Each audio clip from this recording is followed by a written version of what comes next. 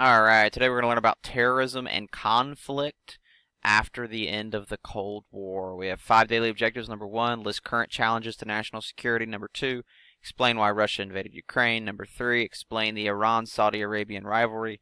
Number 4, explain why Al-Qaeda attacked the targets it did on 9/11.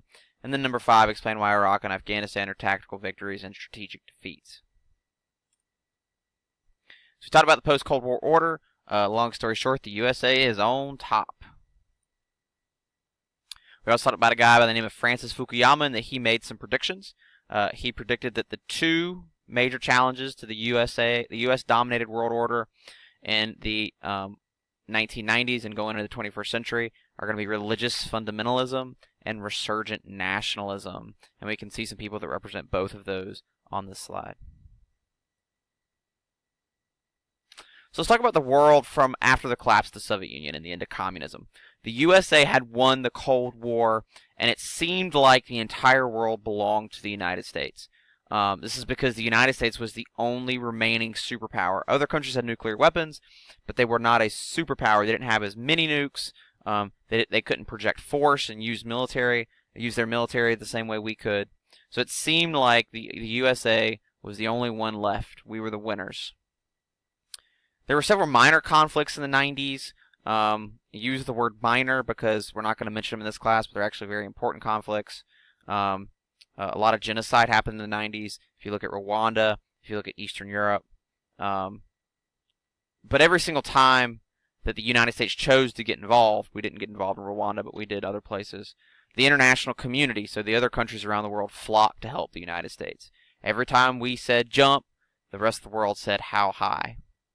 The USA's legitimacy, the idea that we're in charge and everybody's okay with that, is unchallenged. Everybody trusts us, everybody believes in us. We had won. That changes on September 11th. On September 11th, 2001, the World Trade Centers, the Pentagon, and the Capitol building are targeted for attack. The reason why these places were picked, the World Trade Center is considered the economic center of the USA and the world. The Pentagon is considered the military center of the United States. The Capitol building is considered the political center of the United States. This is where Congress meets. 2/3 of these targets, the World Trade Centers and the Pentagon, are successfully hit by airplanes used as suicide weapons. 2,996 Americans are killed and more than 6,000 are wounded. Why engage in terrorism? Why did Al-Qaeda decide to engage in terrorism? And ultimately, the reason why terrorists engage in terrorism is because it works. It delegitimizes a country. Terrorism serves to create uncertainty about a government's power. What does that mean? Let's think about it this way. If a terrorist successfully pulls off a terrorist attack, then that tells the rest of the world that the government cannot protect its own country. And that's what happened in 9/11. We had some religious fundamentalists. They believed America was evil.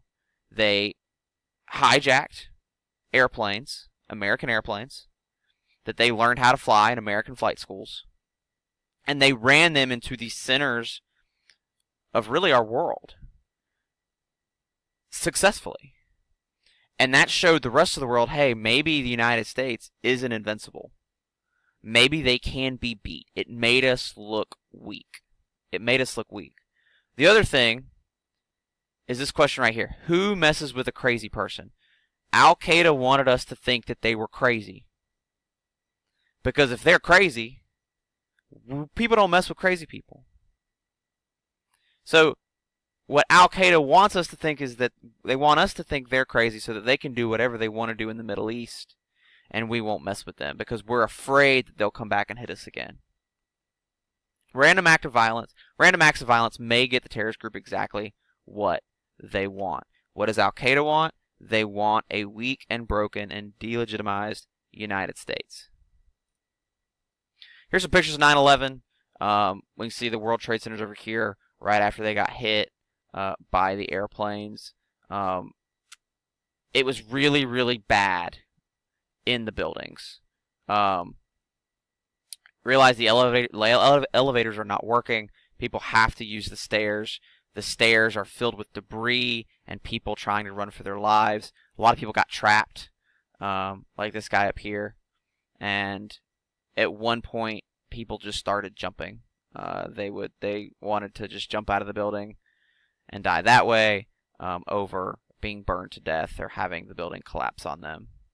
We can see what was the remains of the buildings after they collapsed here. Here's pictures of the Pentagon. This is what the Pentagon's supposed to look like. This is what it looked like after it was hit. Pretty significant damage, but not anywhere near the World Trade Center. We can see President Bush up here with the fire department, New York Fire Department, coming and trying to tell people, hey, this is okay, we're going to move past this, in New York City. So what are the outcomes of 9/11? The USA had been attacked on its own soil for the first time since Pearl Harbor.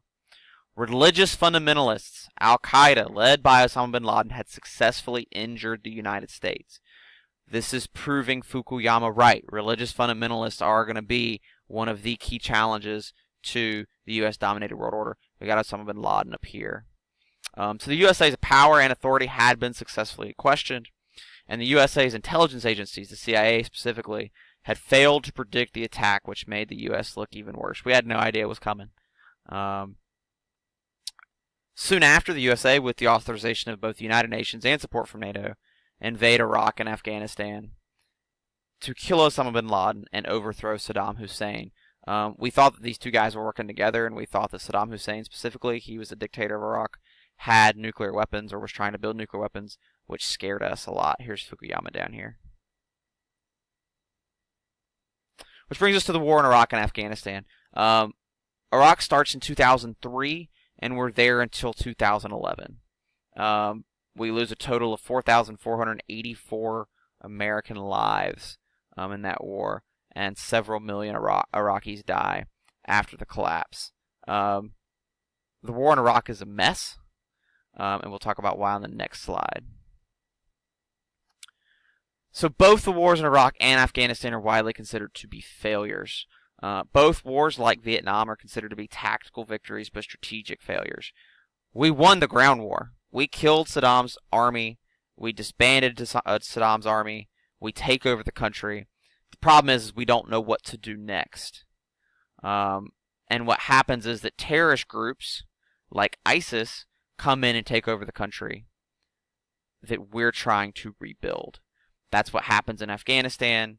That's what happens in parts of Iraq. And what's worse is that spreads to other countries like Syria. Terrorism continues to plague the developed world, especially in France and Germany. Those are our NATO allies, can be seen as client states. In fact, terrorism has actually gotten worse since the wars in Iraq and Afghanistan have started. Largely because of this next bullet point. Because of the fall of dictators in the Middle East, religious fundamentalist groups have taken over much of the Middle East. It's actually reversed quite a bit, but the Middle East is still very much a powder keg, kind of like the Balkans were prior to World War I. This is actually exactly what happens in Iraq and Syria with ISIS. ISIS takes over much of Syria and northern Iraq starting in 2014. That's largely ended because of this next bullet point. Without someone controlling the region, dictators, the USA, Iran, Russia, the terrorists are. And Iraq and Iran have really stepped up their game since ISIS' height to try to beat them back and regain control. Let's talk about nationalism. Remember that nationalism is a militant pride in one's nation, and that fascism is an extreme form of nationalism. Sometimes nationalism is good with Gandhi. Sometimes it's bad with Hitler. Sometimes it's hard to tell with Putin. Clearly it's probably bad for us, but it's probably decent for Russians. Let's talk about why is nationalism resurgent. Wars start over very specific things. Land, resources, access to the ocean. It just depends on the war. But nationalism is how you form your team. Who do you go to ask for help when things get hairy? Who's your crew? That's what nationalism is all about. Down here we can see a picture of a soccer team. All different colors, all different genders, all different haircuts. But this is their crew. Their soccer team is their nation in a sense. Let's talk about nationalism. Remember that most Muslims are either Sunni or Shia. Saudi Arabia is the big Sunni powerhouse in the Middle East. Iran is the big Shia powerhouse in the Middle East. Both countries, being the wealthiest and most powerful, are attempting to gain control of the region. This leads Iran to back Shia terrorist groups and Saudi Arabia to back Sunni terrorist groups. So, in a sense, nationalism, this is more religious fundamentalism, but it's not being fundamental. They're using it like as more of like a national identity, is causing strife in the Middle East. Now, they're fighting over different things: who controls the land, who controls the oil, that kind of thing.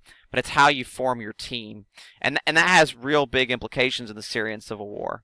So Syria descends into a civil war. They try to overthrow their dictator Assad, and that leads into a proxy war between Saudi Arabia and Iran. And because Iran kind of sort of is partnered up with Russia, and Saudi Arabia is very much partnered up with the United States, next thing you know, we get involved too. Thankfully, ISIS has largely been destroyed, and they don't own really any of this blue territory anymore.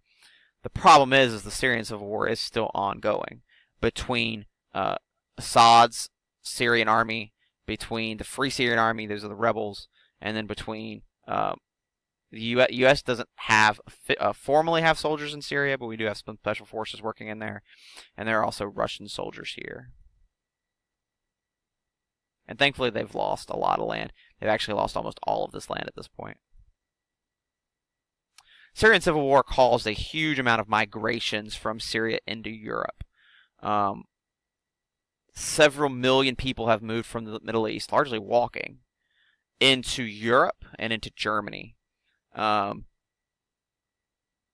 This has kind of spurred nationalism in these countries.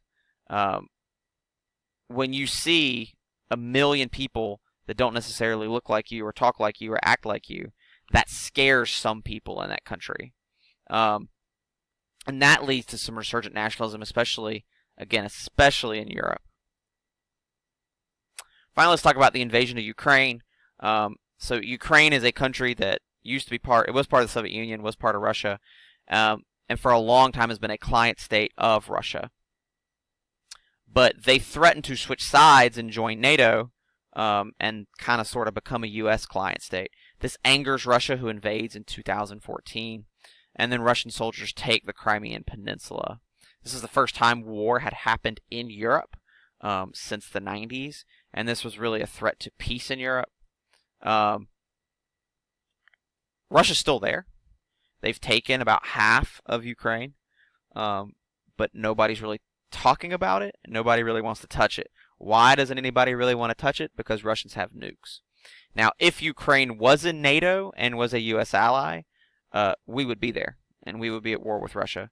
But at the same time, Russia probably would not have attacked if they were. So this is kind of a fringe case of war in Europe. Last thing we're going to talk about is the South China Sea. So the South China Sea is a body of water. It is a sea just south of China and South Asia. Much of the world's trade moves by ship through the South China Sea. China is attempting to claim the South China Sea because they want to control this trade. This severely threatens both globalization and U.S. trade interests. It's also a way for China to show the world that they're not afraid of the United States. Again, these are all consequences of the 9/11 attacks. We looked weak, and everybody jumped on us. We'll watch this video in class. Take a few minutes to answer your daily objectives.